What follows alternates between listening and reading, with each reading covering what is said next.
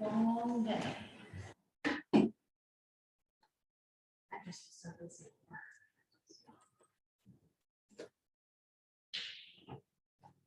Have we ever been to Alaska before? Crazy. I have friends up there. I don't. That's 350 air miles. I don't think I could do it because I have just not really sleep and I think the daylight will just mess with me. So Yeah, it's weird. Like you don't even know it's like 3 in the morning. All of a sudden you're like, I should probably do it. Like, take a nap. yeah, I would be too disoriented. Come on.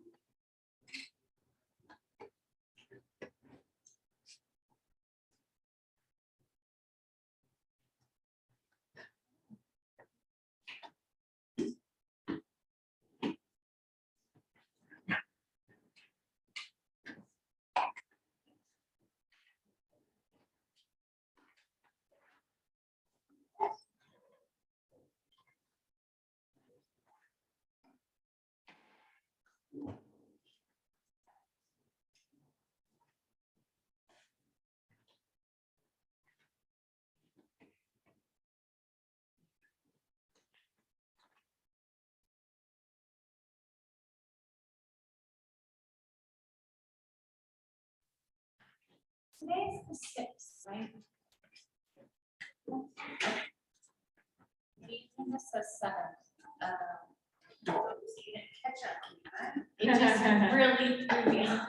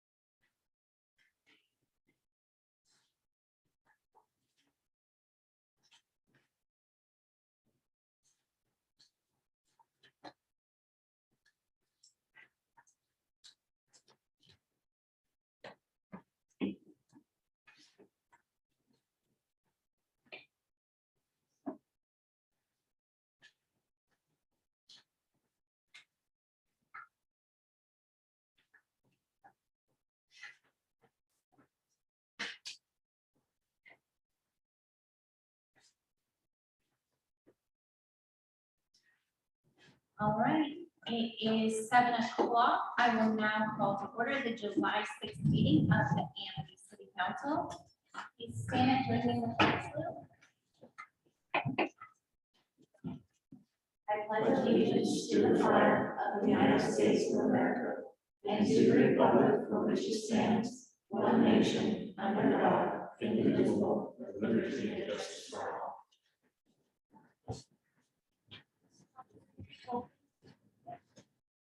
Melissa Bojorquez.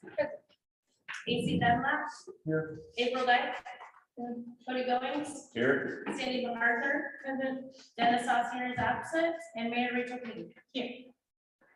Thank you. We'll start the evening off with the consent agenda consisting of the budget versus actual and minutes from our regular council meeting on the 1st and our work session on July 15th. I move to approve the consent agenda. Second. Then motion and seconded. Any further discussion? All those in favor, please signify by saying aye. Aye. Any opposed, signify by saying no. Agenda passes. We'll move right along to citizen comments or questions. And do we have the Hamilton County Sheriff's Office with us tonight? Oh, look at that. Sorry, somebody flagged me down right out front, so. Good That's evening. okay. Should I take it? It's my turn. Whenever you're ready, sir. Okay, good evening, sorry, I missed the pledge. We don't have a whole lot, I checked with the new summer, Rodriguez has been on vacation for a couple of weeks. Summer said it was kind of a normal month this last month, there were a few DUIs, and some restraining order violations, some domestic stuff like that, but nothing too crazy. He said he talked to some kids about some vandalism, that's issues already been resolved. Last worker, it's been apologized and all that stuff that they were working on. As far as this last month, there were 137 incidents in town, but not only resulted in 11 case numbers. Again, there was a lot of egregious stuff that appeared to be going on. But our guest was here cleaning, making sure to get a bunch of traffic stops in and stuff like that. He's back now, or he will be back tomorrow. He should be back. Main thing, I don't think I saw you guys last month. I think I was now very meeting. So it's been a couple months since I've seen you. I wanted to check in and see if there were any concerning issues that you needed addressed. I've been on my weekend. I did see an email on that's not out. So when I get back tomorrow, for my Monday, I'll take a look at that. And yes, I'm sure that's something that we want to participate in. And so we'll figure that out. Have anything for me or any questions that you address? My question was gonna be about National Night Out, so it sounds like you guys will figure that out and I'll be here. She's on it. Okay, and then one other thing I wanted to ask about is I happened to be in City Hall and a gentleman had a complaint and it was about parking on Getchell Court. Okay. And I think Mike spoke to the deputies about that. Okay. But my question is, I also noted that the painting for the no parking in that area to someone unknowing would be hard to make out. Okay. So as far as an enforcement thing, do the officers need to be able to see the paint to enforce it? Or would we have an option of putting up signage? Well, that would be a public works issue for the city. So if things are clearly marked, then on parking issues and stuff like that, it would be a discretionary issue for the deputies. If someone is very obviously violating the city ordinance or a livability issue, and usually we try education first and have a contact with somebody and educate them and give them an opportunity for voluntary compliance. Typically, when people start cited, it's when they've demonstrated that voluntary compliance is something they're interested in, and then they get cited. That being said, if the deputies look at a situation and there's not an objective reasonableness that the person should have known that they can't park there, that's not going to stand up if the person challenges when it comes to municipal court. So if you're identifying a specific area around town, if anybody is, if we look at it, and I don't know Summers or Rodriguez, if we need to improve certain signage in areas because you're wanting more enforcement, then that's absolutely something the city will pursue.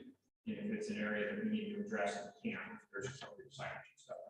Okay, and that was just my observation on the paint. Did the deputies have anything did they follow up at all? They did, they were, as far as I know, Deputy Summers went out there, spoke to a couple people, tried to take care of it, but his comments were pretty much identical to Sergeant Hyde's, which was it's a public work issue. If we want to have better enforcement, we need to go out there and paint.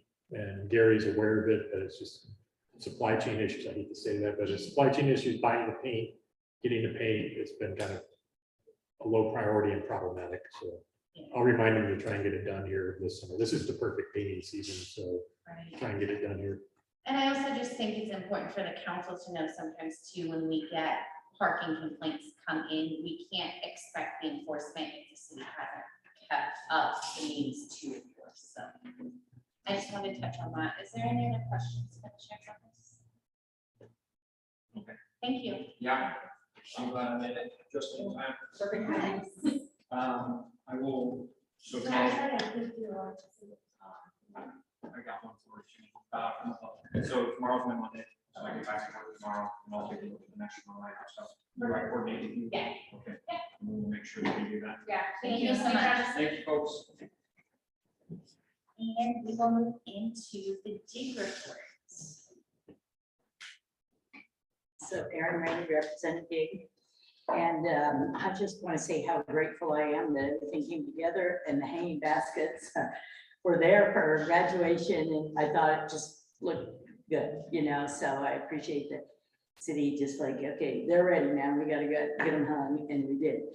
So, and I see they've switched out the banners, and so the updated mostly. I think we have about 3 or 4 more to sell to get the 35 banners so that we can place the order to get the next one. So, and then it'll be about, I think 3 or 4 weeks before we get them. So I'd say we might be able to get that together. I think we're going a little further afield with other people that, other businesses a little further out of town, and more wineries on the hill that might be interested, or even some down south, you know, left coast or down that far. So anyway, just a few more, and you know, some of them, it's just, I don't actually have the list of who it is, but I think it's just going and talking to them. And, oh yeah, of course, we went down and didn't read all that stuff, you know. So I'm not sure exactly where we are on that part.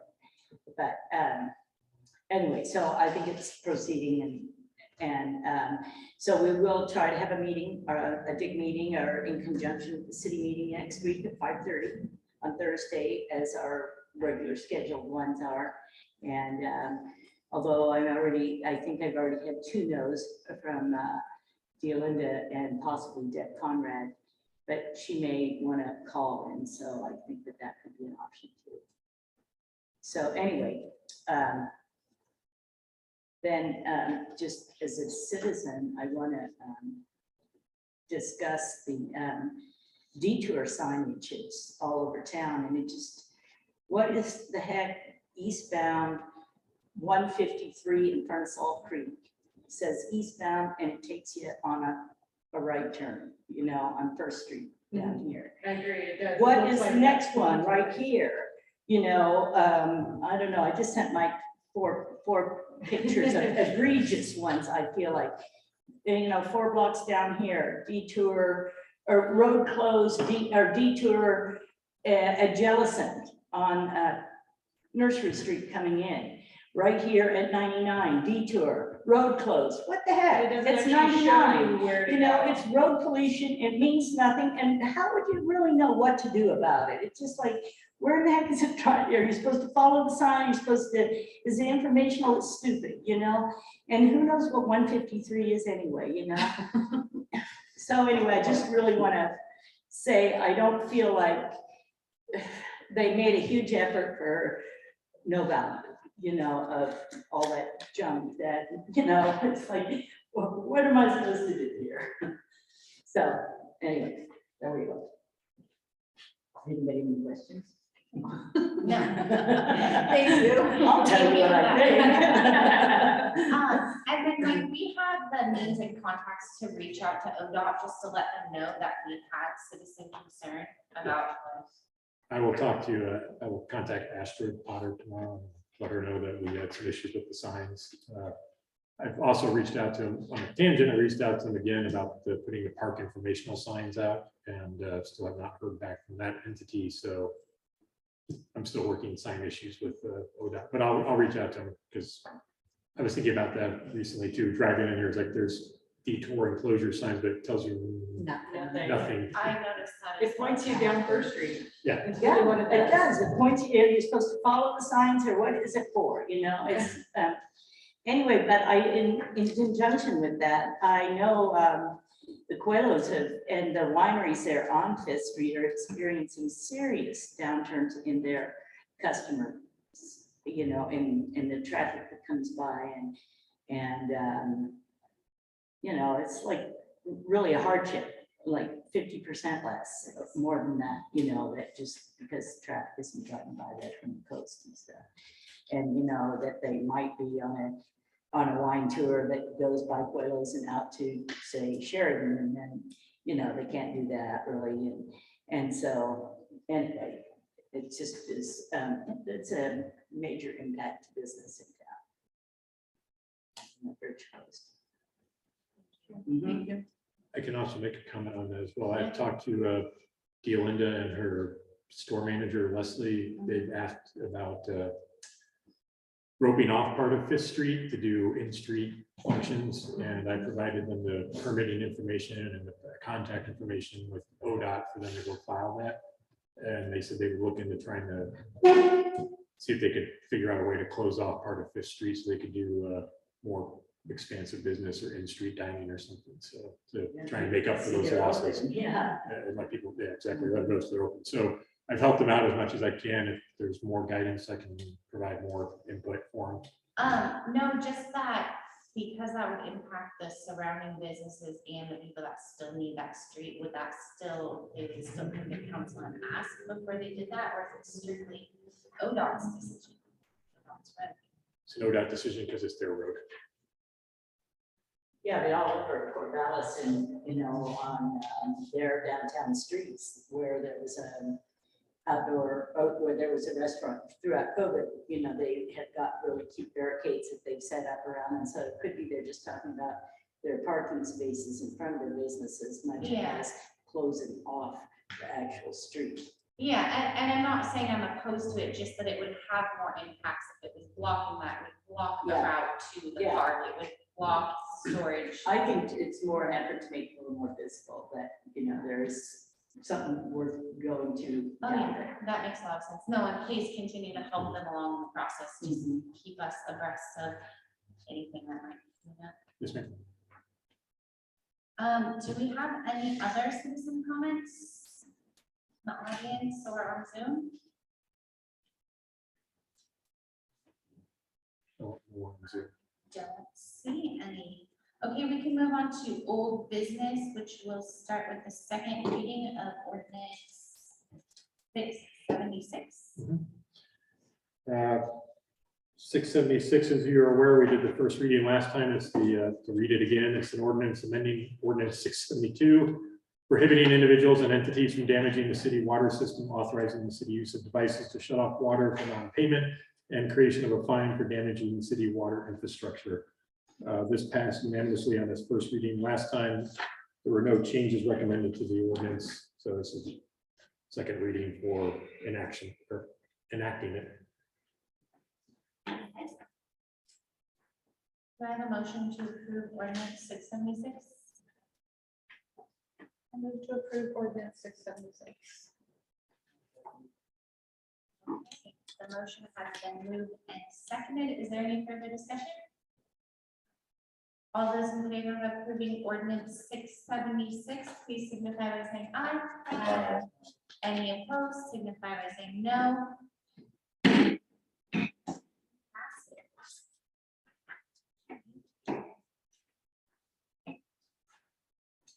Second item of old business is the first and second reading of ordinance 667. And can you, Mike, give us a rundown of why we're doing a first and second reading of this evening? Yes, because our eagle-eyed, eagle-eared city recorder noted that we basically passed it without doing the official reading.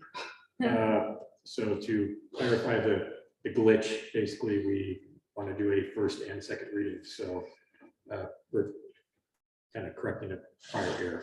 Nothing that we did wrong. I mean, we just literally didn't read the actual ordinance title. We just voted to approve it. So we The have to- motion to approve the changes. Yes, for ma'am. the-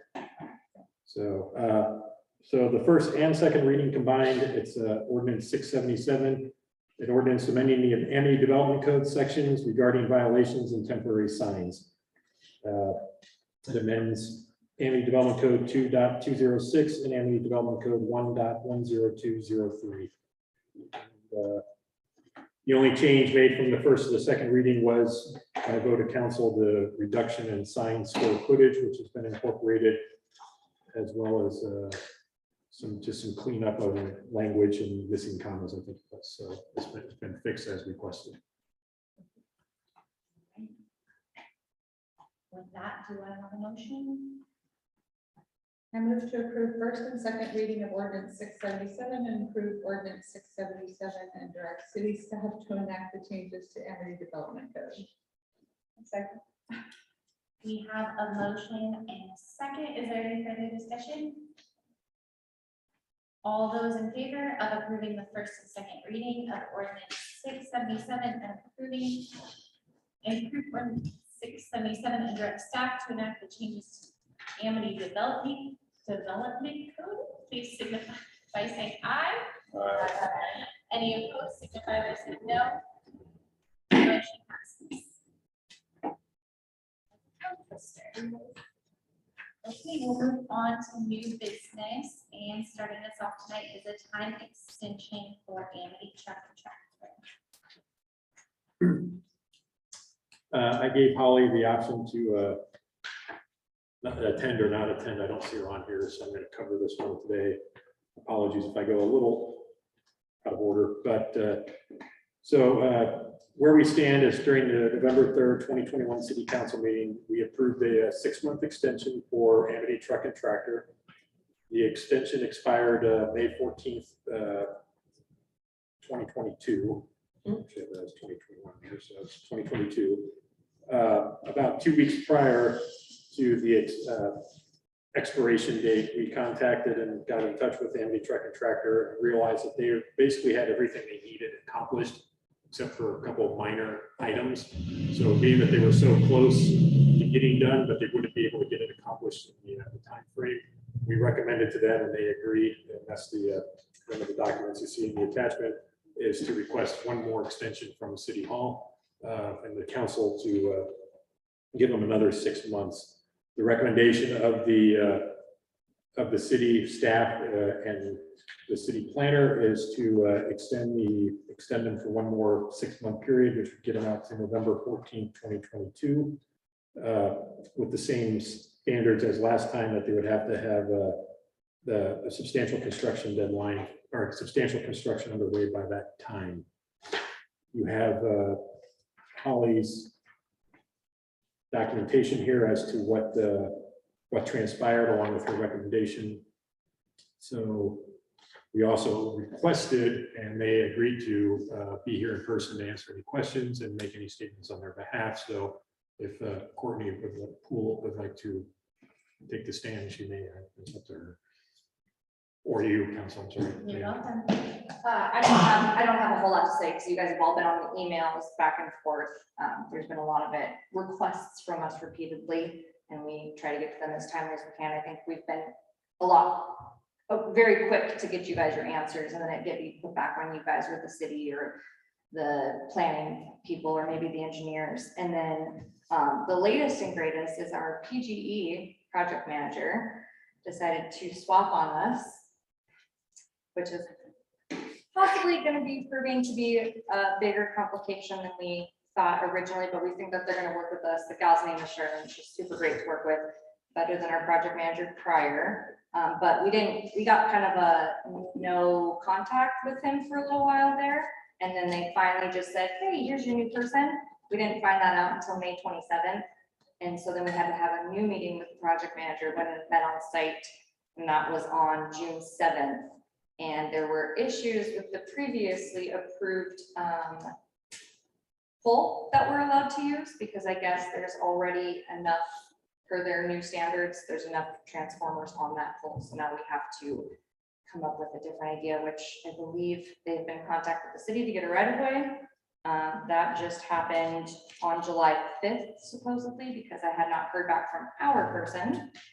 So I contacted her the other day and asked her where she was at, because now that we're in the new, like, hey, what do you guys have? Because she had to go back to her superiors basically and say, where can they put a pole? They were talking about maybe adding another pole in the middle because that one can't take it, and you can't use ODOTs because it's ODOTs and chaos. So she gave us a new preliminary sketch that we have to approve and pay for if it looks like it'll work for the plan. It wouldn't change the plan any, it's just where you have to bore in underground to get power over basically now. So that's where we're at with that. So that's why we're requesting even more time, because we can't get through the preliminary steps to get there. So I'm just gonna ask then, so you're working on the power and you have to get that in. What other barriers are there before, or steps? They're part of the process, not barriers. Right. Before you can start construction on the site? As far as I'm understanding, and per the email that we received last on 13th, was that Cody and Gary need to calculate the SDCs. We can then get our right of way, which I don't know if was approved or not. Through the city? It came in July 5th. I'm not even sure we had a chance to do a full Okay. look on And that. I think PG just kind of threw it on the back burner, honestly, but it's only been a month tomorrow since we met her on site, who's our new project manager, so not much I can do about that. And so there's only those 2 steps, really, it looks like, before we can get our permits, so. So they have, so they need their, she's absolutely right, they need to get their building compliance application completed, then file pay their SDCs, file for their building permit, go to the county, get the county permits, and then they can do a pre-construction meeting if they so desire, and then they can start construction. The city was not aware that they had a new PG project officer, so that may throw a slight wrench into it, but that's not their fault and not ours. I mean, we're acting, both parties are acting in good faith. Yeah. So again, I don't think that changes the city's recommendation to give them another extension. 6 months is the standard, so you could go longer if you wanted. 6 is, but you shouldn't go shorter, so 6 would be the recommended. I don't know, I can't say, I'm not sure if she can either, how long it's going to take to undo whatever PGE just threw in our face, but we'll continue to expedite things. They're quite entertaining. So we're working with them as best as possible. What is the county turnaround time on permits? Are people waiting 4 to 6 weeks to get those issued, or is it? Not as far as I know, I think they're fairly quick. They to get have there. that disclaimer on the website, but I think sometimes they just put that there so people don't have that. Yeah, I think we have a good enough rapport with the city over there. Most of them know me by face because of all the different projects that we do, not just in Yamhill County, but the surrounding counties as well, for the bills that we do. So we've had a lot of different projects go through there. So they're usually fairly good with us to get them done in a good turnaround time. I don't foresee that would be an issue, but things change every day. And then last question for me, do you feel comfortable that 6 months at this point would get you where? I hope so. I thought we were a lot closer than we were the last time, but we kept getting more questions from you guys or the engineers and more to-do lists. Every time we turn around, it's like, this is all we need. We got it. Okay, now this is all we need. We got it. I mean, it's a repeated, you guys need more information, or the engineers need more information from us. So I can only do what I can in that timeline. The engineers named Keller? Yes. So if Keller and the city and Gary, what would happen is they would, and this is part of the process, they would provide their changes and their plans. We would have to go review it. Well, the review would trigger other things that would potentially be problematic. So we'd have to go back and go, okay, how would you resolve these issues? I would say that it's part of the process. It's not necessarily us being obstinate or differential. It's just as one change adds more questions, they get those questions. But we did get to a point where we were pretty much good to go until now, just hearing about this PG issue. And I'm not trying to grill anyone. I Oh, just rather absolutely. have a good understanding. Absolutely. Of how Yeah, if you don't have the whole grand scope of the picture, yeah. that goes into the planning and engineering. It's just a lot of back and forth until you get to the final, basically. Hopefully this PGE thing will be easy. I'm hoping to respond to them if we approve their preliminary. That comes into play with what the cost of that's going to be now, because they're making us pour across the street as long as the city approves it right away. And then they're making us go to the front corner, down to the other corner, and back to where this transformer was going to originally sit. But we were supposed to go from the far pole straight down. So you have to put in specific bends and conduit and other, steps in the ground for that. So. Is there any questions from council? I didn't have a question or comment, but it's 6 months. Is that going to be long enough to deal with the supply chain issues that everybody's facing? I think so. Would it be more? That changes every day wise of too, us so to that's give a hard. Longer extension, just so you don't have to keep coming back. And is there any? Can we do like this over 6 months? Can we do 9 months? But what was before the first 6 months extension? When was this project initiated? I believe it was 12 to 16 months prior to that one. So they've been, I believe, 18 months now. It's been a work in progress. I will, okay, in their defense, not to be partisan or particular about it, but in their defense, you know, they are working as a smaller crew as opposed to, say, Dollar General, which has thousands of paper delays to do this. Plus, they got slapped with COVID right in the middle of it, so we shut down, there were delays in that process, so it's been, in their defense, I hate to say this way, but it's been an uphill battle for them. And that's why last time we offered up a 6 months, we were going to give them a very liberal interpretation of what construction constituted. We can still do that this time. That's what I was gonna say, what Our- constitutes yeah. substantial? And our plan was to already have the new driveways in at this point, but then we're still waiting for PGE to finish their stuff and then the engineers to finalize their stuff behind the scenes, which is beyond my knowledge, really. That's what we pay them for. So a way, I guess I could answer your question, substantial construction or 6 months, I mean, if they're at least, you know, scraping the dirt or they're starting the process moving. Because we put the pad in already, not a pad, it's not concrete yet, but we had already brought in, you know, 20 loads of gravel to start the process way before we even saw you guys last time. And then everybody kind of, Yeah, and the work doesn't have to be like done in 6 months, No. like Mike was saying, they have to show that they've started their project. Okay. exactly. So I mean, literally, the way I've been told by our city attorney as well as other cities I've talked to, substantial construction could be, they go out there, they park a bull, they move some dirt around, they park the bulldozer there. Once we get the go, And it's we're, go. we're literally, and like, we started construction, like, okay, you started construction, and they could sit another 6 months to get their stuff ready, but they've started construction, so.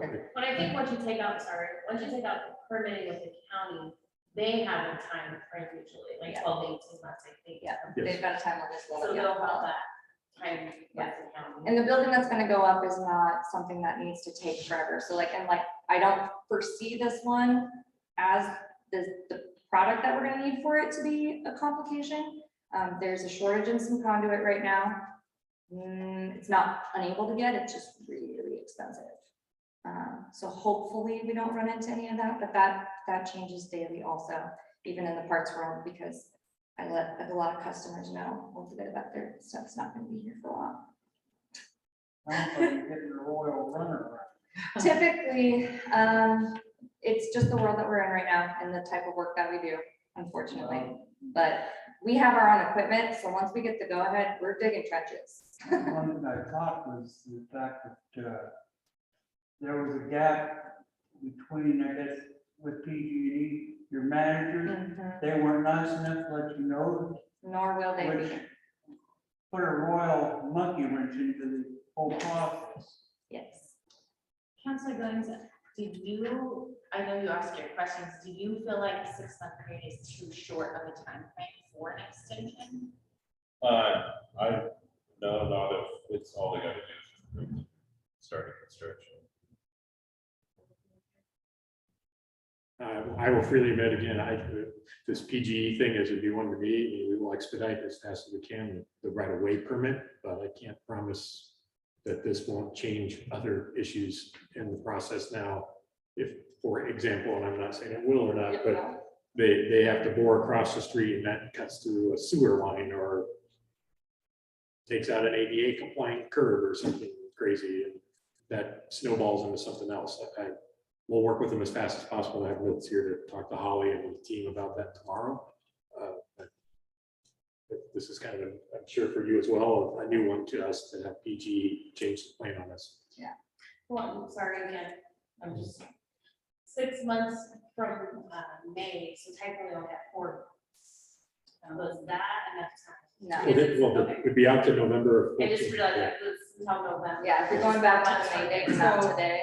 Oh, so it goes back from the May date? Oh, Yeah. we need to So it's something to ponder on. What, one question, since we're going into November and we start, what will if the weather turns wet? We had a wet spring. Should Will we- that happen? Delays, I call.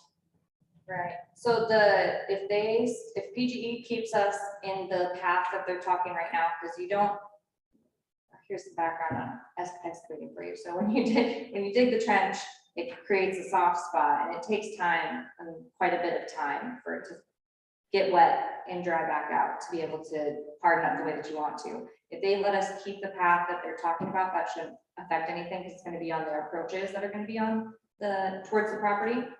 And then we won't have to dig one straight down the property line like they were thinking. But since we already have our base ready with all of the gravel, there shouldn't be any issues if it turns that it's super wet. We don't have a lot of excavating to do at that point because we're using the pad that's there currently to be able to build off of and put the building up. So it should be okay. The reason I was bringing that up is my father was construction. And anything construction a lot of times has to do with weather. It does. So I just want to make sure there wasn't a problem if you had a trench, which means a ditch of some sort, which could or could not protect the electrical lines you plan on putting in. It should be okay. Like I said, if the preliminary sketch that they just sent us yesterday works where the path is, it shouldn't cause an issue. So I have a concern now though that, thank you Tasha for bringing that up. The motion here and the staff recommendation is to have the extension go to November. And you're saying that that's not long. The 6-month extension is not long. I was just going to propose that we do an 8-month extension, which would actually give us the 6 months from today and not. That would move you up to January 14th, 2023. Because that would give us 6 months from today, filling in those 2 months from before. And is that the 6 months that you would feel comfortable with? I feel more comfortable with it, especially just because, well, especially PG just getting back to us yesterday. That would be better than 4 months from now, just because they take their time on things. Because even if we get this preliminary sketch done, then we still have to schedule the bores. I don't know what their schedule looks like. It's typically not too long, but that would be our next steps to get them to bore under the road to the location. And we would dig the trench immediately because we have the equipment to do so. And we, put it in, give them 6 months from today, so I agree. With the option of 6 months, and since Mike's working with her real closely, give him the option without coming back to the council for another 6 months. Unfortunately, that's not the way the land use laws work, so they would have to come back to the approval authority that gave them 6 months, which would be you. Okay, I was just. No, that's a good question, but no, you're if on January 5th, which would be, I think the next that January council meeting, if they come to you and say, look, we need another 6 months, that would be incumbent upon you to make that decision, not me. I was looking at PG throwing a few more monkey wrenches in this. I understand, but it's still the council's decision based off the land use laws. All they can do is appeal to the approval authority, which is you. I can't make that decision arbitrarily. That's against the land use laws of the state. Since you're working directly with them, so there's not, you know exactly what's going on more in the council does. So Which we have no problem if for some reason something, we'll just tell you what I know then. I don't foresee that that'd be an issue though, because we're so much closer with the issues that needed to be addressed. Nobody's come back from either engineering or planning to say that anything else was needed at this point. So Right. I would agree if PGE was not a sudden issue, not a sudden issue, they would probably be 30 to 45 days out from getting SDCs permitting and everything. Yes. So your delay now is probably going to be how long it takes us to get the PGE portion completed. Right. So I think that's a reasonable estimate. that's my best guess also. Are there any other questions? Can I ask who do you use for your board company? So we have a couple different places, but I think that he usually uses the local one, and you're gonna really push my knowledge today because it's the end of my 3rd day and catch up for my honeymoon. So the name is definitely not right there. I can let you know. How's that sound? Okay. Okay. Do I have a motion from council?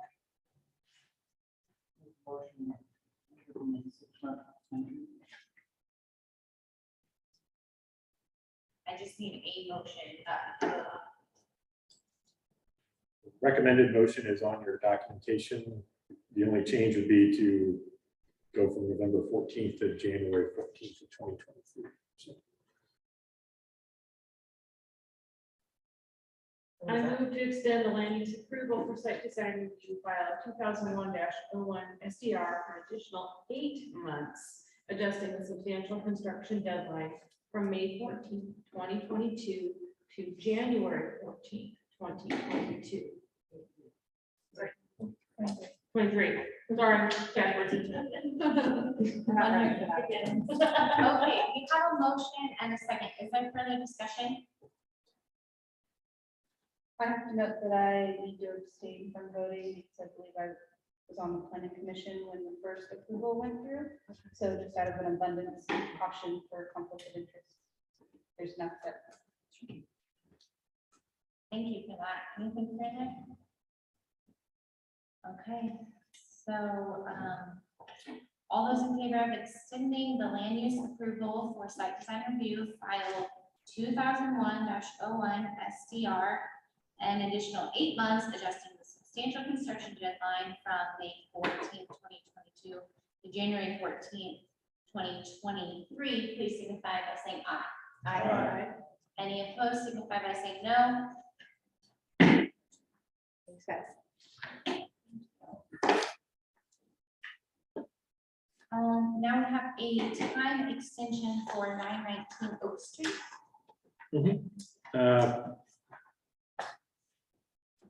Similar to the previous one, this is a timeline extension for a completion of a partition file for a property at 919 Oak Street.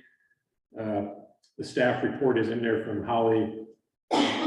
Basically, the original decision was made, and due to issues beyond the control of both the city and or the applicant, their timeline expired.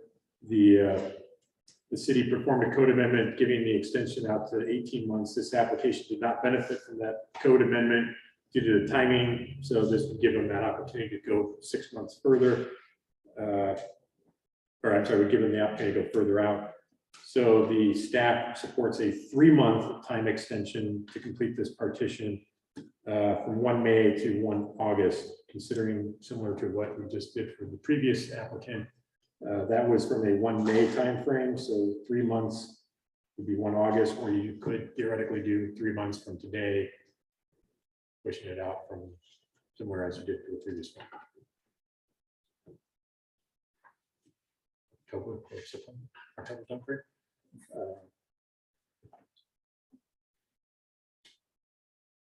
That would be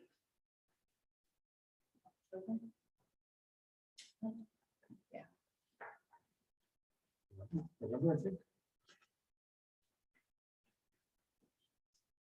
October. October. Yes,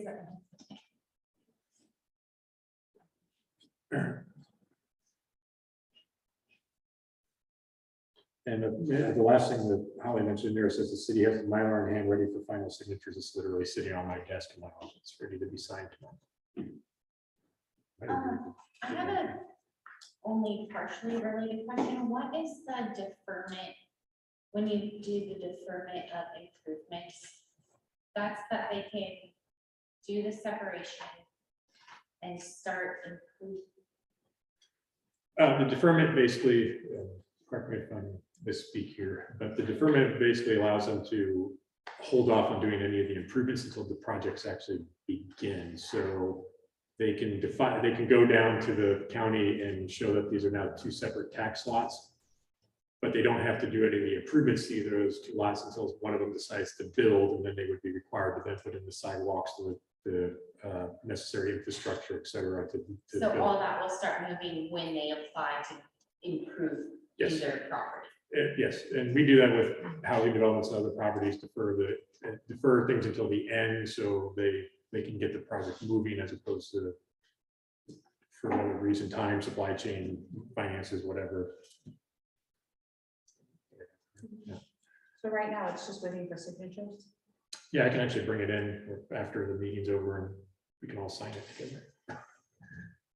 Just meaning they probably don't need the additional 2 months. That's why I'm just wondering if it, maybe.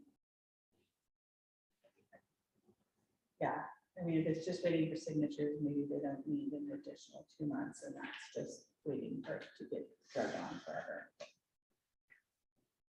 So they still need to take, according to Holly, they still need to take this to the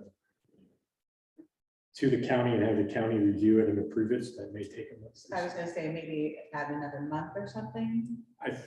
Yeah, I think the August or September would probably be a reasonable I time. was gonna say add a month, I can see, but I don't know that we need to go 3 months on that. Would you like to make a motion to that extent? I would love to. I move to grant a 4-month time extension to petition file 2003-02P, moving the final plat recording deadline from May 1st, 2022 to September 1st, 2022. Second. We have a motion and a second. Any further discussion? I also need to abstain from this vote because I was on the planning commission that approved the first extension. Thank you for that. All those in favor of granting a 4-month time extension to petition file number 2003-02P, moving the final plat recording deadline from May 1st, 2022 to September 1st, 2022, please signify by saying aye. Aye. Any opposed, signify by saying no.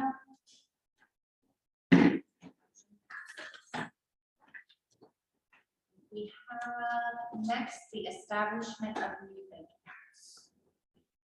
Okay, as you're all well aware, we now have $6,473,000 in a trustee account sitting at First Federal.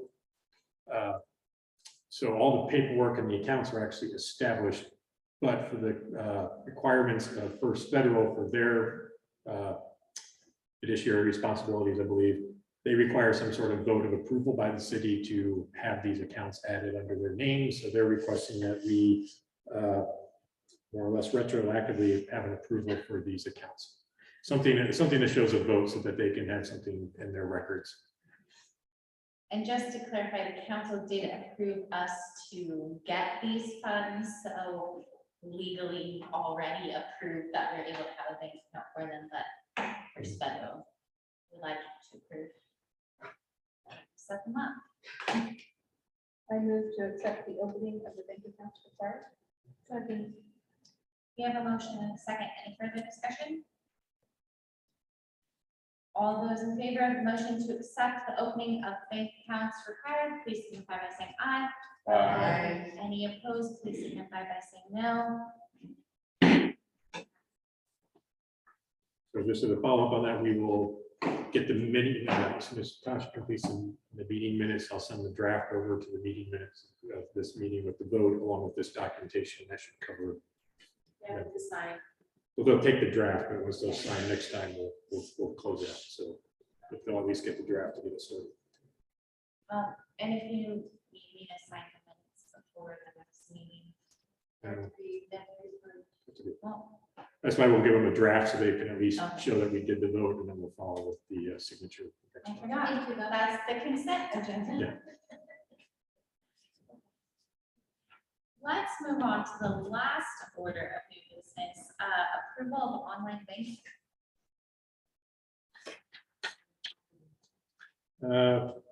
Oh yes, this one tied to the other ones. This allows the city to do online banking with for the purposes of these new accounts, as well as to upgrade our previous accounts, current accounts, I should say, to do more online banking, make it more streamlined and efficient for us.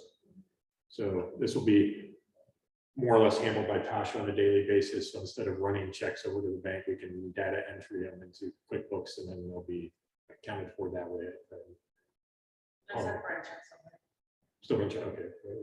It's just, yeah, so we can like if we transfer money between the accounts, I don't have to run over and do it. It's online. And then I can also check every day for balances are. Our CFO is the one who recommended us to get online banking, and then for us to even establish online banking, First Federal needing approval from council. So And this way, our Kathy can also look into it if I need help with our folks. Any questions? I move to allow the city staff electronic access to bank records instead of online banking. Second. We have a motion and a second. Any further discussion? All those in favor to allow city staff electronic access to bank records instead of online banking, please signify by saying aye. Any opposed, please signify by saying no. Motion passes. We'll move on to department reports and start off with city administrator. Thomas. Thank you. My report's there. I have a couple things to add. One thing to highlight. For those of you who are concerned, I did sign my contract extension, so that's why I'm here. So we're good there. You requested a background report on our park host previously. The park host background report was completed. The gentleman does have a history of let's just put it this way, to be polite, since from record, he does have a rap sheet, nothing significant, but in light of that, we did have a memorandum for record that we will provide him, basically stating the requirements for what his and expectations for him as our park host, with the expectations being that if they're not met within for the first 6 months, we have the right to remove them from the position and off the property. But he seems to be doing fairly well so far in the position, and we're trying to motivate him to keep going. So when Gary gets back from his sick time and leave, he'll walk us through with the new guy. So like I said, his rap sheet, for all intents and purposes, it's very specific, nothing egregious, but it's there. So for those who requested that we run one, that was accomplished. Councilor Dunlap and I went and did talk to the post office, and then we talked, the little kiosk that's damaged is actually on private property, not the, sorry, it's not on the, it's not federal or post office property, it's actually private property. I've reached out multiple times to the private property owner. They have not replied back to me, so I'm going to ping them again tomorrow to see if we have permission to access their property to do the work on the kiosk. And on that note, no one actually knows who owns that thing. It was a gift, as far as we can tell, it was a gift from the high school graduating class to the city at large, and all the residents and communities of it. Was not a gift particularly to the city of Amity or to the post office, just here you go. So ownership has always been kind of in question, but since it is on private property, we still need to get that permission. That's all I got. Open for questions. I have a question, because the park, what's it called? Park host is not an employee of the city. Mhm. Would you personally be comfortable sharing with the council the information that you have? On his, Yeah.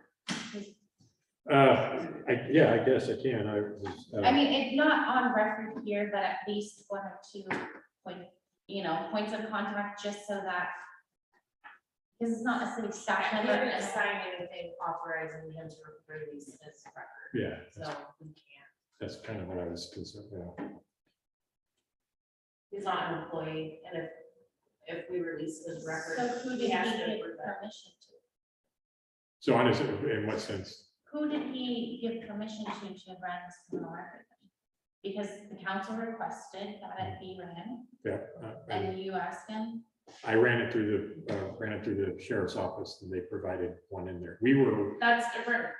Running the background for employment, volunteer employment, Mhm. but releasing it is something else. we run background checks on people who want to volunteer at the library. So I would feel comfortable having him sign an authorizing us to release it. That's a valid point. I mean, Yeah, Mike wouldn't come in here and it wouldn't tell us what somebody at the library's background is. no, I understand that, and it's not just like for my personal curiosity, but that I just think that the person holding that position is really right there with their kids, unsupervised. There's a lot of trust there. I trust you guys too, but it's just hearing that makes me feel uneasy. So I don't know what steps can make me not feel uneasy. I'm just being honest. I can appreciate that, and that's why we have this letter of expectations that we're going to provide, and that basically spells out in a positive manner of, you're required to maintain the cleanliness and safety of the park. You're required to deter illegal activity to the best of your ability, but not in a manner that will put your own life at risk or endanger. We do not expect you to pay for out of pocket for tools. You know, if you need requirements or supplies, please talk to Gary. Gary's basically your supervisor. And then we ask that you provide a professional appearance and manner to any park user or city employee during, any hours that you come, or any time that you come in contact with members of the public. You're a representative of the city, and to the best of your abilities, maintain that professionalism. And that we seek to have him here as park host as long as he's willing to entertain the business, basically. So have you given that to the mayor? No, Gary was supposed to do that today, but called in sick and now he's on vacation. So we'll get this to him as soon as he comes back. Or I wanted to give Gary the opportunity to do this as a supervisor. I can step in and do it instead, but I don't want to undercut Gary. Okay. Yeah, I think that we need to find out something. I totally agree with your level of comfort there. Talking about working with children, whatever those expectations you are, doesn't address his background. I guess I feel differently because So just because you have a criminal record doesn't mean that that's necessarily something that, We don't need to know what it is, but I but it think we doesn't- need to lean on Mike's judgment. I agree, because just because you have a criminal record does not mean that that criminal record is something that's going to affect being around children. Yeah, and I just spoke from my, No, I totally and get I it. understand where you're And I coming understand where both of you are coming from, but I think at this point, without a release, we have to trust Mike's we judgment. have to have. No, ordinances, that's what it's I- law. Yeah. We can't release. Right. And no, I agree. I- I'm saying, can we get this released? That's what I'm asking. We can ask him and see if he's willing to release said information about his background check. I will tell you, I am comfortable with his volunteer position and permanency at the park for the foreseeable future. I am willing to give him the opportunity to do the job and do it well. And that's good enough for me. Agreed. if that changes, he is a volunteer, so we can remove it if required. So Gary, Chris, and Bacon will keep eyes on and tabs on him.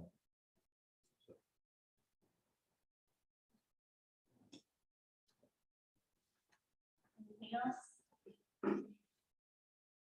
No, okay. Tasha? Anything further to report? I'll just add that I did reach out to the fire department today and the sheriff's office and First Federal regarding National Night Out. Fire department will have an update down there, or a couple fire trucks, and then you heard from Travis or Sergeant Hyde. But they'll be also involved. I asked if they're gonna do a bike raffle yet, I haven't heard back, so we'll put out for a bike raffle and popcorn, and What night is that again? that will be August 2nd from 6 to 8 at the park, so anybody wants to be down there. August 2nd. Mike Thomas, you were in that team last year. What time Photo again? up to 6 to 8. Thank you. And I will see if auxiliary wants to do something as well. And I'll reach back out to PGE because Wendy said that they were interested in the sponsorship. Oh, yeah, I have a letter also. Yeah, I'm sending those out this week, the letters. First Federal did just give us $400 for another movie, so I don't know if I can get one scheduled this summer, but we will get one scheduled with it. And there's one more thing I was gonna add. Oh, and then I sent out an email regarding that.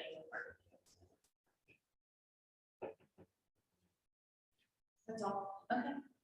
think you said the annual barbecue was August 10th, correct? Yeah. Right, we're on. Okay. Library report. You all saw it. Did anyone have anything to add? No, she was very happy with the turnout today. We had approximately 70 people there, about 40 kids and 30 adults. Well, I'm gonna add to, sorry, the movie in the park, I think went really well. What, about 60 people? About 62.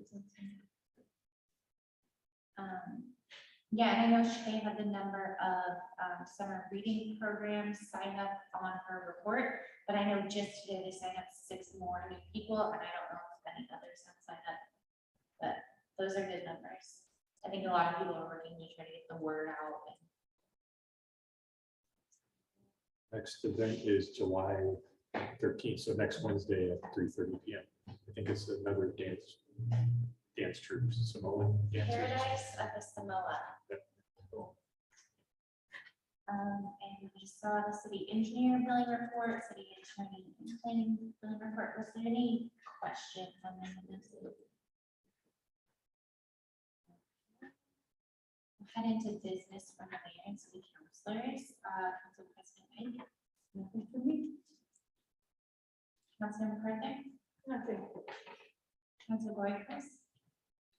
So I've been working with Mayor King and Mike regarding community and business engagement and just getting spitballing ideas for community involvement. I had an idea that I think Mayor King also had.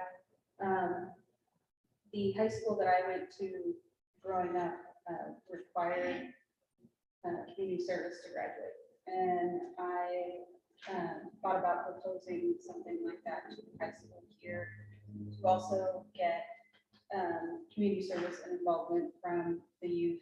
This is kind of piggybacking on the RDI survey that happened where they made a specific comment saying that all the youth that they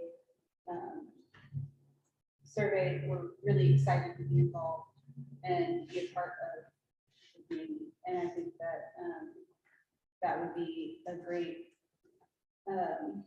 asset to involve them to get started in helping the community as well. And then I feel like that has a knock-on effect of maybe their parents or their friends or people that they know also contributing and being involved in projects that the city and businesses and Amity puts on. So I gave everyone kind of like a breakdown of just stream of consciousness talking points for when we go to talk to the school, and also kind of how we accomplish this to expand it further to be sort of a database where community members can sign up for events that the businesses put on or that city puts on to get that additional volunteer aspect in. So that's what this is in front of you. And I think you've already reached out to the school and they are interested. We're just waiting for the right channels to. Yeah, so I spoke with the principal, Chris Daniels, and he was still at the school. A lot of the teachers had gone, but he was actually like, oh man, as soon as you pitched that, my head's just spinning with even more ideas. So he is gonna get a core group together. So if we can nail down some specifics, we can meet with them at the beginning of the school year and see how they are able to integrate it and support it. One issue that came up though, and I forgot to mention, is with having the database is to access the kids at school. They all have student accounts for their email and only staff can send emails to them. Like outside entities don't have the ability to contact them through that email. But he did say that because I was reading off your nice points to him, picking up through this, that we could have one specific person at the school to contact with what info we wanted to push, and then they could delegate it to people who had either signed up for specific events or. If we have a set group of kids who are signed up to do the volunteering or other things, we can always set up a team reach or something with them as well. Yeah, and I think he was offering to have a staff person at the school kind of be in charge of that. So if Because then we could, if it was a team reach, then we could actually send messages to the school, to the kids. And we could actually send messages that way, because we can set up a team reach. And I think in order to do that, we would have to get a waiver for the students' parents to sign that we could contact the student to send it. I don't know, we could talk to Chris, but I think if it's part of it, I don't think we could do it. Yeah, so there's a lot of options, but thank you for your work on this and the idea. Was there, did you pin down any costs associated that we might want to think about as a council? So I've only looked exclusively at free websites for that reason, so that this is a no cost to the city type of deal. And then it would just be, one or more of us helping manage behind the scenes with the businesses if they want to add a volunteer opportunity for something, or the city having an event like Shed Day or Cleanup Day or anything like that, where we want to add an event to sign up for to the site. And I've narrowed it down to two, both are free. They both kind of have pros and cons. I don't have their names with me right now. But I'm trying to create this database and volunteer opportunity that is accessible to the community and make it no cost to anyone involved. Also, garner interest for big projects and for just community involvement. I've also have a call out, and I'm waiting to hear back for organizing a possible another movie in the night, or movie in the park, but doing it instead of a focus on a family movie, having a date night, where it's maybe,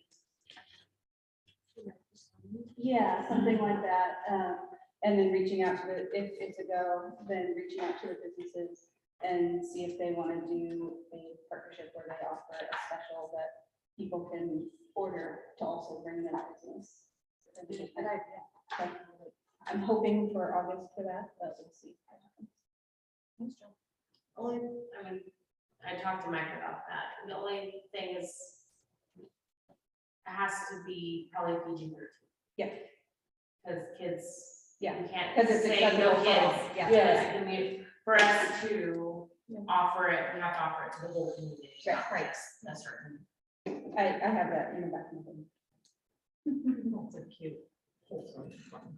Well, you can even say family friendly date night, try to. But all inclusiveness is important.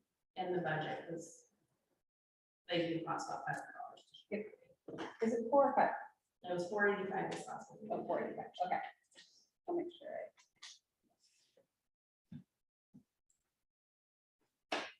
Anything else? That's it. Counselor Dunlap? Counselor Saucier? Counselor Jones? On the 10th, I want to take my smoker down to the park, Take your word. my smoker, my barbecue. Oh, that'd be great. Yeah, I think they all really come. I don't know. Yeah. Okay. That'd be great.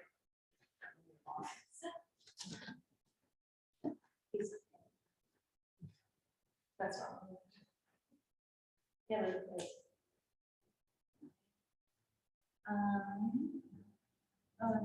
We, Actually, I need to, Yeah. can I step in with one thing I forgot? yeah, Did you need to hit on? Were you gonna touch on magic mushrooms? it's on my list. I'll let you take it. Okay. So movie in the park, there were about 60 people. Everyone was really happy to be there. Mike gave out so much popcorn. He is a professional at it, and I think some people came back for like 9th and 10th service, but to see the joy on their faces was really, really good. One thing to note is if we choose that week again, it was a very late start time because it was the longest day of the year, or, longest days of the year week. So it wasn't dark enough to start the movie till 9:20, which makes for a pretty late night. It was a 2-hour movie. So. Yeah, it was 11:15 before people were leaving. So that's just something to think about. Yeah, that's usually when we start for the summer, it's about 9:30. Yeah, that's pretty.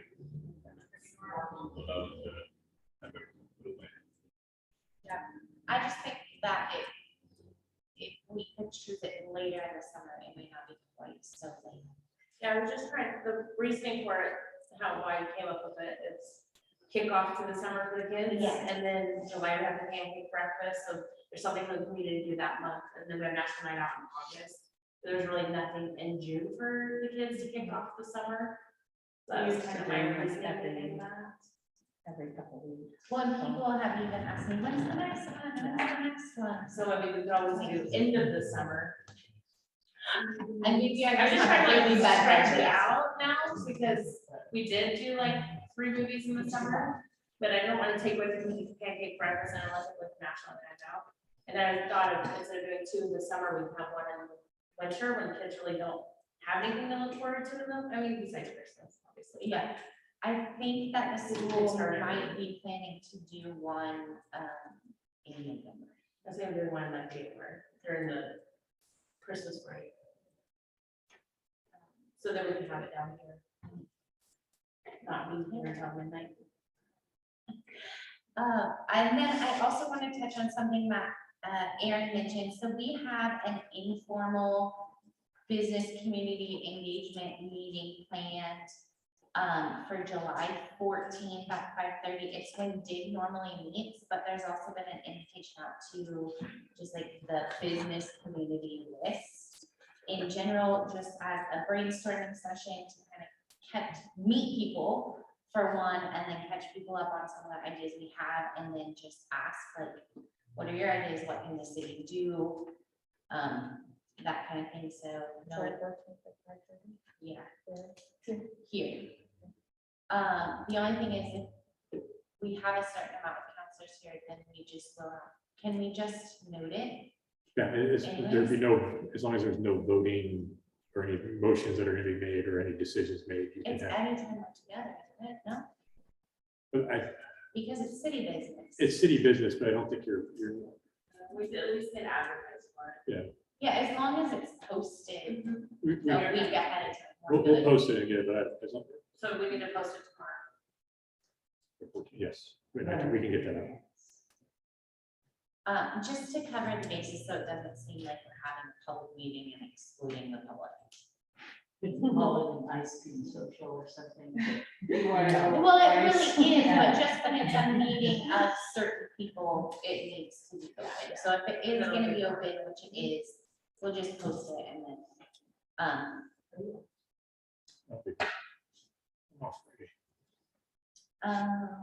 yes, okay, psilocybin ordinance, is that how you say it? It's magic mushrooms. Magic mushrooms. Psilocybin. Psilocybin. Some Did, people have it.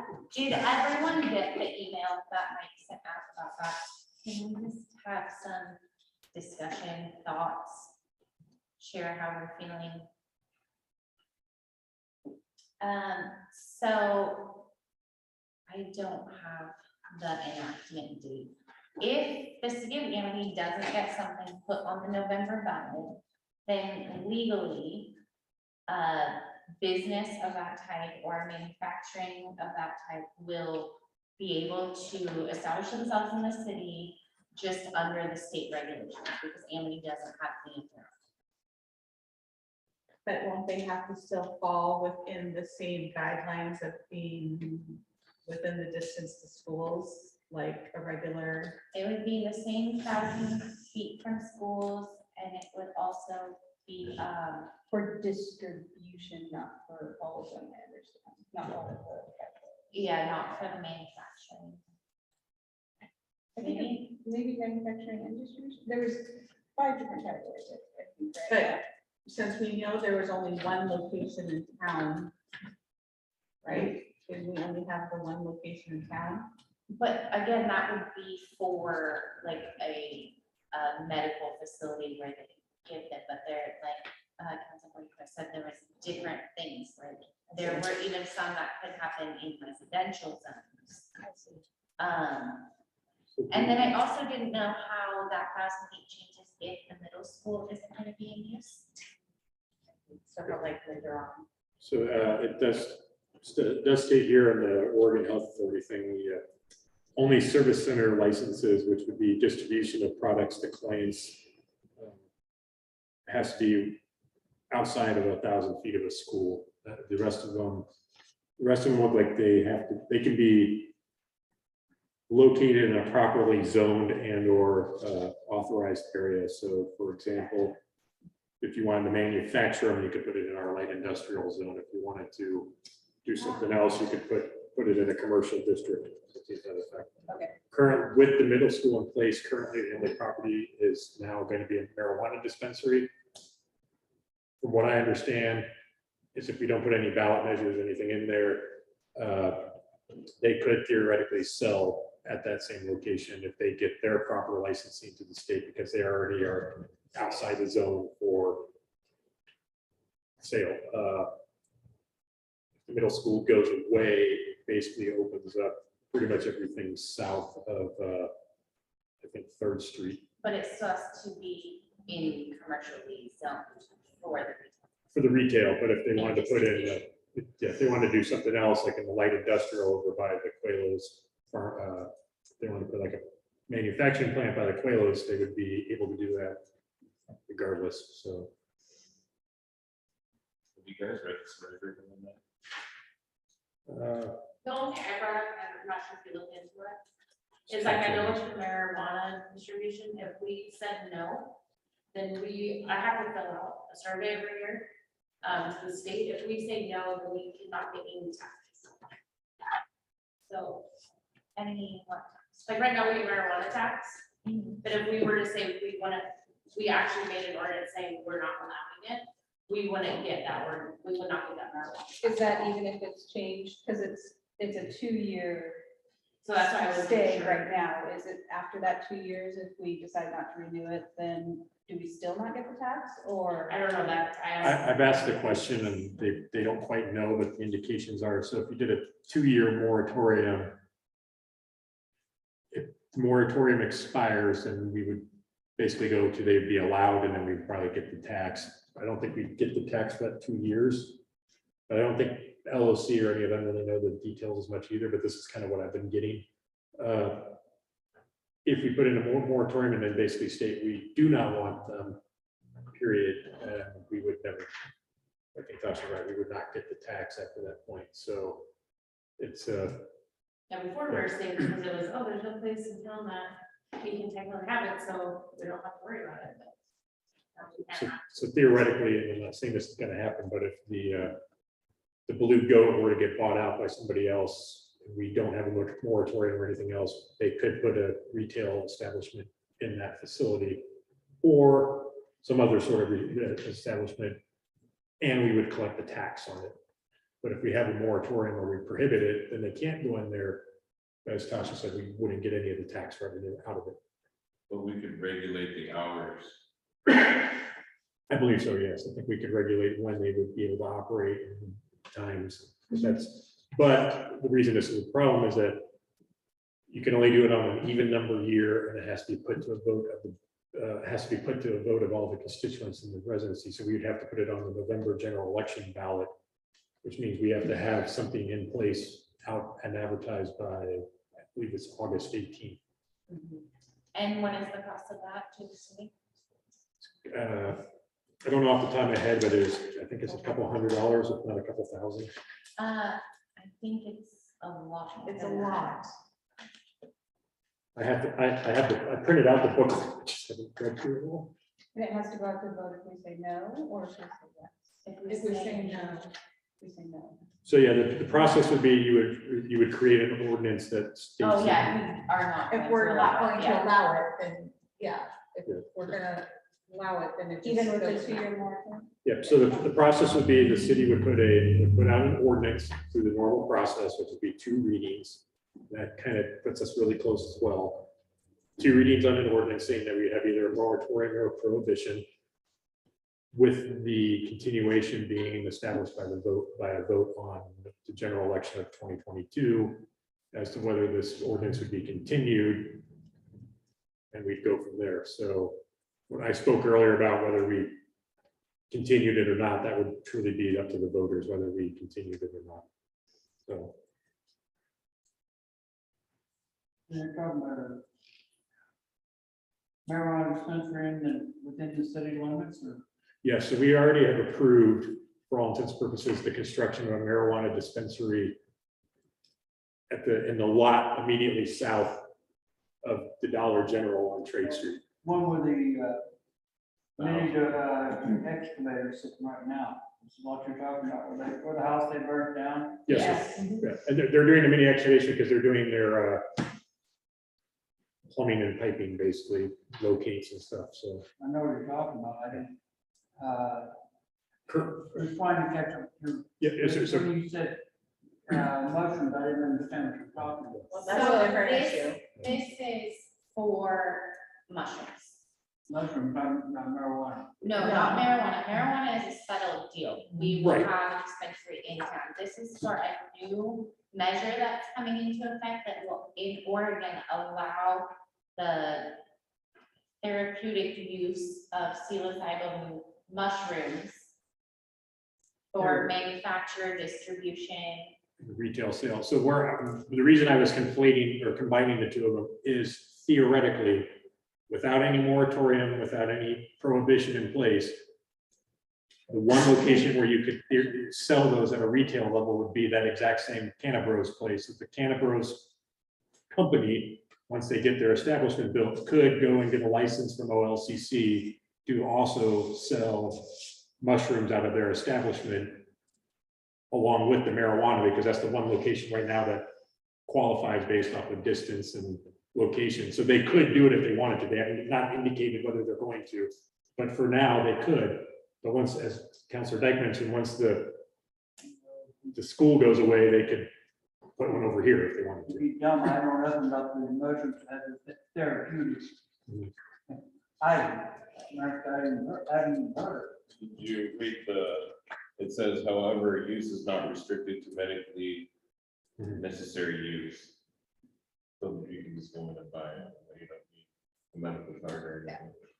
So really, really helpful for people with PTSD, schizophrenia, seizures, anxiety, insomnia, a lot of neurological disorders are very effective. You talking about tax, and I was thinking of tax on marijuana. Is there a tax on this too? Yes, if there's a 15% state sales tax, or, yeah, 15%. But the city can't add additional tax onto it.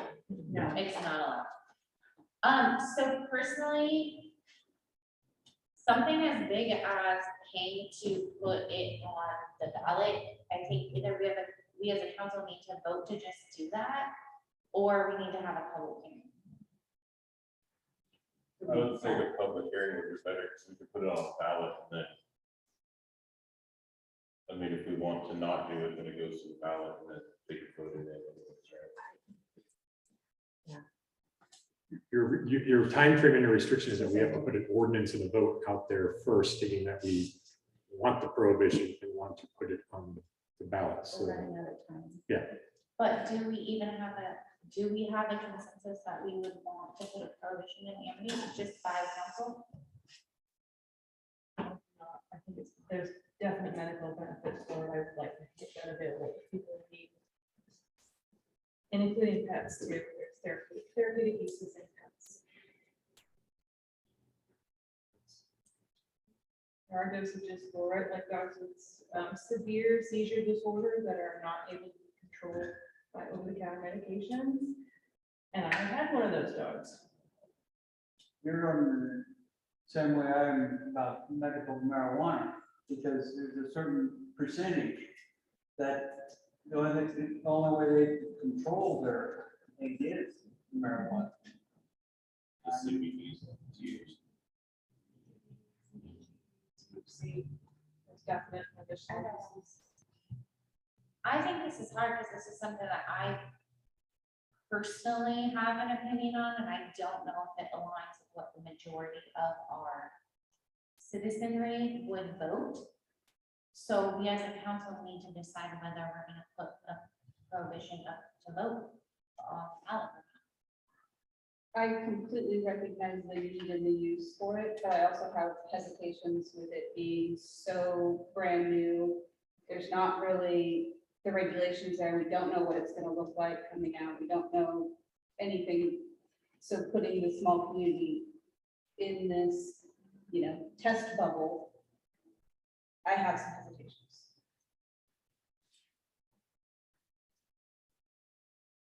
Where's any anything that shows it's good or bad, or there's a percentage that helps people? There's lots of things. Yeah, you just, Uh, someone have to do their own I'm sure research. I'm with her.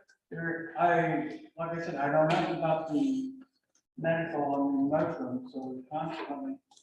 Well, when people are gonna wanna use it, they're gonna get a hold of it and use it anyway. Yeah, it's just like. Prohibition's alcohol. not gonna stop them. It's like Everything. credit card, it's just like anything.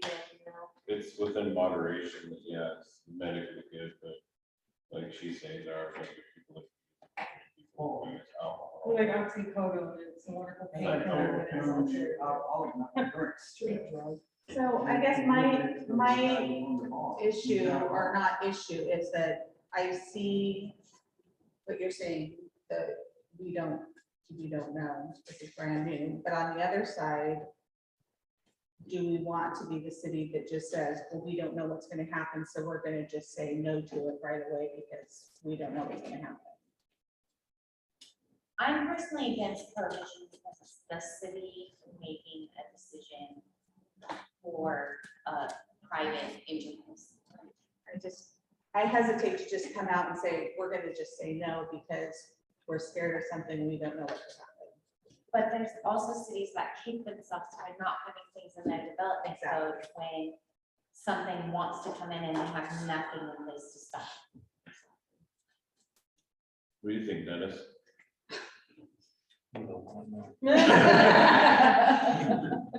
I'm completely against it, but I do recognize what she's saying. There are some medical purposes. I honestly don't know enough about it. So in fairness, I used to use it when I was a teenager. And they were simply there for the purpose of getting a high and hallucinogenic. If there's medical purposes for it, that's all new to me. So I can't in good conscience vote for it or against it. It's hard for me because I don't have enough knowledge. I've got a medical background, I've studied these things, psychotropic and drugs for many years. It's been really interesting to watch over the years how they actually found what in ancient medicine they knew was medicinal, and then I'll just say the 60s and 70s, we partied with them, and now we're coming back to, oh, they actually do have a use. And now we can refine them and we study them at a genetic level that we weren't able to do in the past. I guess one of my big questions would be, what kind of use would there be if illegal? Well, so Well, the it's already question, legal, right? It's already it'll gonna be be. Well, legal I mean- statewide. If it's what? It will be legal statewide. What we need to have consensus on is whether we have an ordinance in Amity that does not allow it. It would sell or I was gonna say, it would manufacture. still be allowed in the city, it just would not be allowed to be sold. Basically sold, as a manufactured, storefront. produced. As a So like storefront. Whites and that place, is there a place in Whites and that? Yeah, right. They can turn around and sell it. Right. Do you have any examples of this, if this is all really? So it's brand new because it'll be January 1st that the measure goes into effect. So we will have to have something on the November ballot ahead of it being legalized. We just heard about it. A week and a half ago. Can we approve the distribution of it, but then not approve the manufacturing of it in city limits? Would we miss out on any taxes doing that? I don't know. I'm still trying to get answers to that. It also seems sort of irresponsible to miss an opportunity for Amity to have an additional income and tax. Yeah. And it especially seems irresponsible to do that without a public hearing. And the time constraint on this is such that we wouldn't be able to do that. But what if instead of our work session, we've had town halls, public hearings, not like a formal public hearing.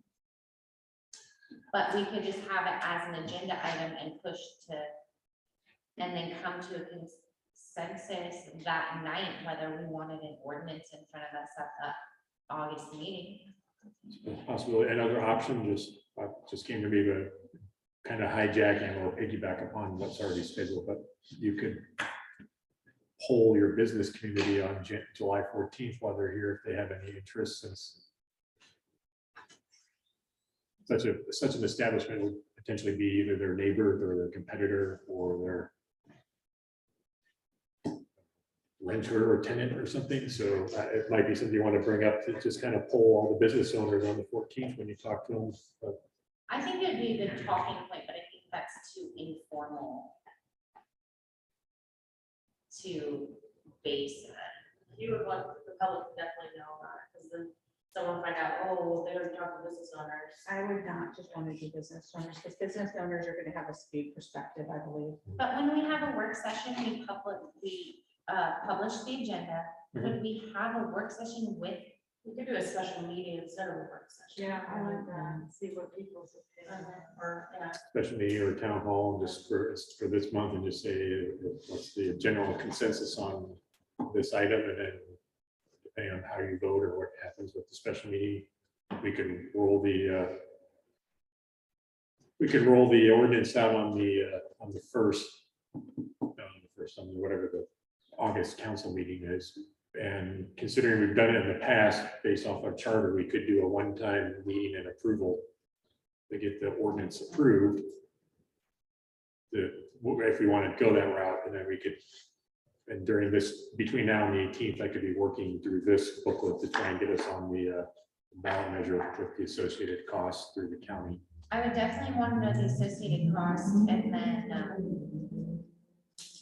recognizing if no one shows up to the special meeting, like there have been town halls in the past where no one shows up, we're going to be in the exact same spot. So if everyone can kind of recognize that we are the representatives and we'll have to make a decision.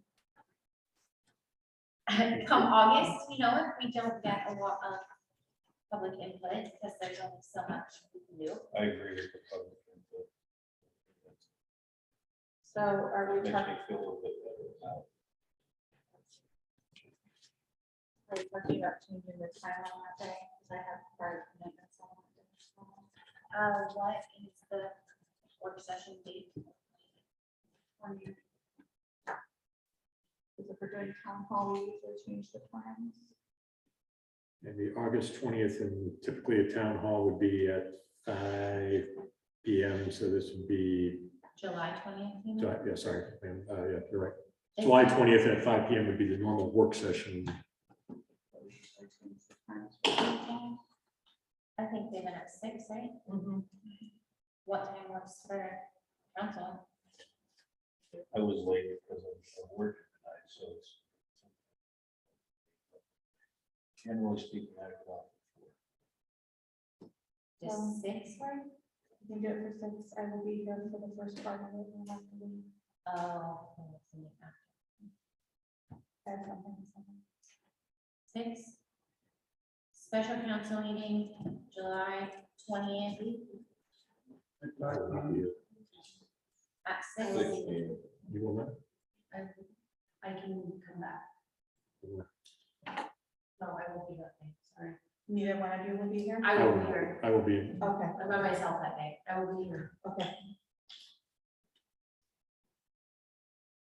If it's a special council meeting, we can do it a different day too, if there's too much conflict. Yes, you may, ma'am, but I mean, most of Okay, the council is usually tied for yeah, prep for Wednesday. Wednesday evenings. Okay. Yeah. Lock you out twice. And then if we can all kind of hold the reach that we have of the community outside, let them know this talking opportunity. Figure out what the cost to get it on the ballot would be, The tax implications. tax Either way. implications. Either way. Yeah. So how are you proposing to make the public aware then? Just, not just from our word of mouth? So it'd be published as a normal city council, as we would any work session. So it would be posted online, it would be posted on our social media, it would be posted at the post office and the bank, We could post it with News Register. and we could post with the news register as well. That's a good point. Yeah. Yes, very good. We can post it on the city.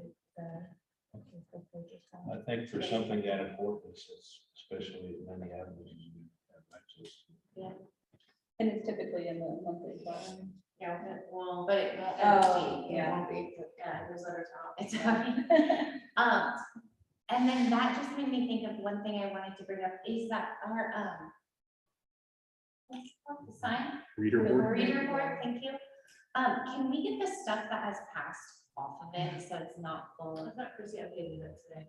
oh, maybe today, I don't know, I always, I think it might just be me, but I always notice when things have passed. and it's Actually, still up there. she usually tries to update it on Mondays. Yeah. I was at her. So It was I think she- holiday. I'm like, movie in the park, because I think people were thinking there was gonna be another one, but. And then the last thing I had was, the announcement, we got an announcement that the French track team will be using the Amity track for the, World World Track Federation. World Track Federation thing that's happening in Eugene. Right, Eugene? And I was curious if the council thought or wanted to, we could reach out to local businesses, try to present them with like a gift from Amity. Does that seem appropriate? And do we want to delegate a small budget in the event that we can't get things donated?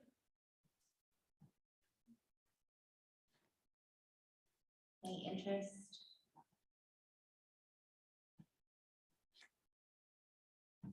I mean, we can just let it slide too. It was just something that was thought of. I was willing to go ask for donations or see if there's interest, but if there's not, that's fine. Andrea at DNA Physical Therapy has connections with the team, so it wouldn't be us just running them on their practice, you know? I think it's worth it. I think it shows goodwill. And yeah, she, has everyone copied on those emails? Probably not, no. She kind of expressed like what a big opportunity this is for Amity, and the reach that it has beyond that for recognition of hosting a team certification. Because for the world championships to be in Oregon, it's like a once in a lifetime thing, and this will be on the route. We've worked with, was it Polk County Yes. visitors? So there was like, advertisement and memorabilia that they're bringing. We've got, I don't know when they're coming. I reached out to her. She told me today that they, their supplier got behind. So it's supposed to be here probably Monday. Okay. And then we'll distribute it to, I will distribute it to the local businesses who requested it by Monday afternoon or Tuesday. Yeah, so the city's been working with Wait, they're them. already here, right? July 2nd? The team, Yeah. the French team, that was the one question I was gonna have for Andrea, is that I believe they're already here training. Yeah. So I don't know how long they're going to be here, so. says through the 12th. Oh, I thought they were gonna be through the event. It's only prior, like, Yeah, and then they're down there. well, we might have missed going there. It's July 12th, 2nd through the 12th. That says there now. We got 6 more days. Stay around here then? They're actually staying, if I'm not mistaken, in the Linfield University dorms, but they're, at least this is, I think, Andrea said, but they're practicing on our track because it's, we have the only hammer throw facility in this region. Well, I think it was a good thought. I might have missed this opportunity as I am heading out of town. Will not be available. I thought. In my head, this whole time it has been that they were staying here and using this through the entirety of the competition, which is the end of July, but. Kind of what I thought. But I think The it's- 12th was on an email that you sent. I'll contact Andrea and just get her time frame. But I do believe they're only here temporarily, and then the team goes They probably to locate Eugene. down there. That your header says French team in town, July 2nd through 12th. So I got that from Andrea. Dropped the ball. Sorry, everyone. Well, that was my last thing I had for this evening. Any other speaking of full business? Motion to adjourn. Second. Motion to adjourn. All those in favor, please signify by saying aye. Aye. Any opposed, please signify by saying no.